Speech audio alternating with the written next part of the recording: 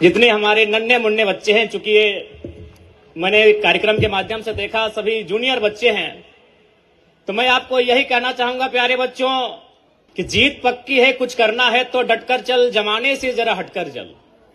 जीत पक्की है, कुछ करना है तो डटकर चल, जमाने से जरा हटकर चल। अरे लीक पर तो सभी चलते हैं, कभी इतिहास बदल कर चल। बिना काम के मुकाम कैसा, बिना मेहनत के दाम कैसा, जब तक ना मिले मंजिल राहों में राही आराम कैसा। सोच मत साकार कर, अपने कर्मों से तू प्यार कर। सोच मत साकार कर, अपने कर्मों से तू प्यार कर, मिलेगी मंजिल तेरी, ना किसी का इंतजार कर। जो चले थे अकेले आज उनके पीछे मेले हैं, और जो रह गए इंतजार करते करते उनकी जिंदगी में आज भी झमेले हैं। कि आज आपके माता पिता बड़ी उम्मीद के साथ इस विद्यालय तक आपको भेजे हैं, क्योंकि आज ये अच्छा लगता है कि अब माता पिता वो काफी जागरूक हो चुके हैं। वो अपने बच्चों के भविष्य को लेकर काफी संवेदनाएं रखते हैं, और वो अपने बच्चों के लिए बेहतर कपड़ा, बेहतर जूता का चयन करने से पहले बेहतर स्कूल कॉलेज का चयन करने लगे। अच्छी बात है। तो जब आपको स्कूल तक भेजते हैं तो आपका एक कर्तव्य बनता है कि आप जिस कार्य के लिए गए हैं उस कार्य को संपादित करना है। आज आप इन आंखों में, छोटे छोटे आंखों में बड़े बड़े सपने लेकर यहां तक आए हैं, और वो बड़े बड़े सपने तभी साकार होंगे जब आप उसके लिए लगातार मेहनत करेंगे। और मैं अक्सर कहता हूं कि प्यारे बच्चों, आज आप मेहनत करेंगे तभी कल आपका सुनहरा होगा। आज आपकी माता रहे, आपके पिता रहे, बहुत मेहनत करते हैं। सुबह 4 बजे 5 बजे भोर चुकी है, तो चाची प्रखंड की सीमा है, और मैं भी इसी प्रखंड से आता हूं, मेरा भी घर बगल में ही है। मैं अभिभावकों को जानता हूं, सुबह 5 बजे उठना, सुबह 6 बजे उठना। इसलिए वो सुबह 5 बजे 6 बजे उठते हैं ताकि उनका बच्चा भविष्य में जब बड़ा हो जाए तो आराम से 8 बजे उठे, किसी दफ्तर में, किसी कार्यालय में जाके कलम से काम करे, ना कि वो फावड़ा और लेकर मजदूरी काम करने निकले।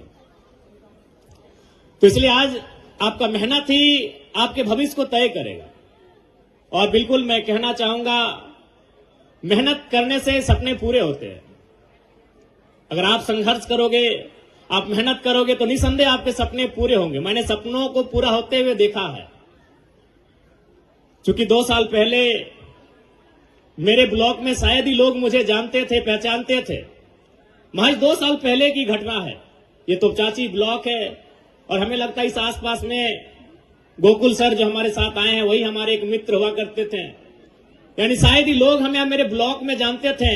लेकिन आज इस 2 सालों की मेहनत में मैंने अपने आप को इतना डेडिकेट किया, अपने आप को इतना तपाया, इतना गलाया कि आज देश के नामी न्यूज चैनल्स, चाहे जी न्यूज रहे, इंडिया टीवी रहे, एनडीटीवी रहे, झारखंड इलेक्शन के बाद एक ही चैनल में चल रहा था कि who is 29 years old Jayram Mahato in Jharkhand. Jharkhand में 29 साल का जयराम महतो कौन है? सारे न्यूज चैनल में यही चला था। झारखंड राज्य में चाहे वो द हिंदू रहे, इंडियन एक्सप्रेस रहे, द इकोनॉमी रहे, तमाम नेशनल न्यूज, तमाम प्रिंट मीडिया, तमाम डिजिटल मीडिया, एक ही लाइन चला था 1 सप्ताह तक कि जयराम महतो कौन है 29 साल का झारखंड में। और ये महज मैंने 2 सालों में बनाया। 2 साल पहले मुझे कोई नहीं जानते थे। 2 साल तक मैंने लगातार मेहनत किया। इसीलिए मैं आपसे कह रहा हूं, सपने पूरे होते हैं। उन सपनों के लिए आपको मेहनत करने की आवश्यकता है। और एक बात तो मैं बार बार कहता हूं कि मैं जिस परिवार से आया हूं, अगर आप सुनेंगे तो आपकी रूह कांप जाएगी। अरे आपके माता पिता तो संपन्न है, हमसे अच्छे हैं। मैं जिस परिवार से होकर आज एमएलए की कुर्सी तक आया हूं, आज मैं इस राज्य के सर्वोच्च सदन का मेंबर बना हूं, अगर मेरे परिवार को आप जानेंगे तो आपकी रूह कांप उठेगी। जब मेरी उम्र 1.5 साल से 2 साल तक थी, उसी साल मेरे पिताजी का देहांत हुआ था। 2 महीना पहले मेरे दादाजी का देहांत हुआ था। और संयोग देखिए कि मेरी मां के गर्भ में मेरा छोटा भाई, तो उसका जन्म भी नहीं हुआ था। पूरे 20 साल तक जनरली जब हम मुखिया की बात करते हैं, इस घर का मुखिया कौन है, तो हमारा चूंकि ये पितृ प्रधान देश है, तो हमारे जहन में एक मर्द की छवि आती है कि इस घर का कोई मुखिया मर्द होगा।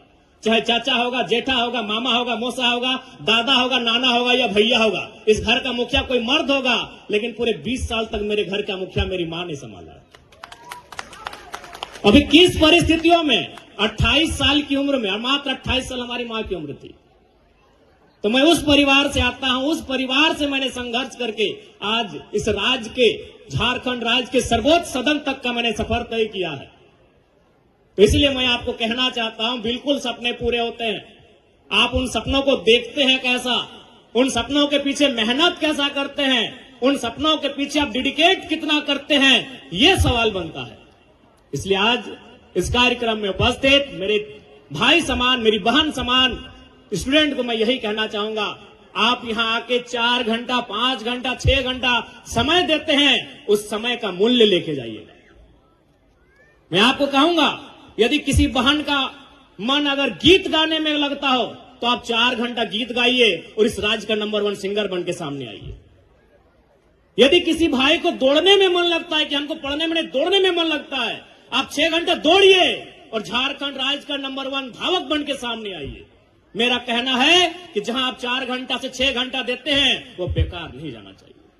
वो पढ़ने में देते हैं, वो गीत गाने में देते हैं, वो ड्राइंग में देते हैं, वो डांसिंग में देते हैं, वो सिंगिंग में देते हैं। जहां आप 6 घंटा देते हैं, उस 6 घंटा का परिणाम निकलकर सामने आना चाहिए। मैं आपसे ये कहना चाहूंगा, जहां देते हैं, गीत गाना अच्छा लगता है गीत गाइए, नृत्य करना अच्छा लगता है नृत्य कीजिए, पेंटिंग करना अच्छा लगता है पेंटिंग कीजिए, लिखना अच्छा लगता है लिखिए, दौड़ना अच्छा लगता है दौड़िए, लॉन्ग जंप करना अच्छा लगता है लॉन्ग जंप कीजिए और एथलीट में रिकॉर्ड तोड़ दीजिए। इस दुनिया में कोई काम छोटा नहीं होता है। इसलिए आज यही आपसे मेरा संदेश रहेगा, आप अपने गुरुजनों के सानिध्य में, अपने शिक्षक शिक्षिकाओं के सानिध्य में 6 घंटा समय देते हैं, ये समय जाया नहीं होना चाहिए।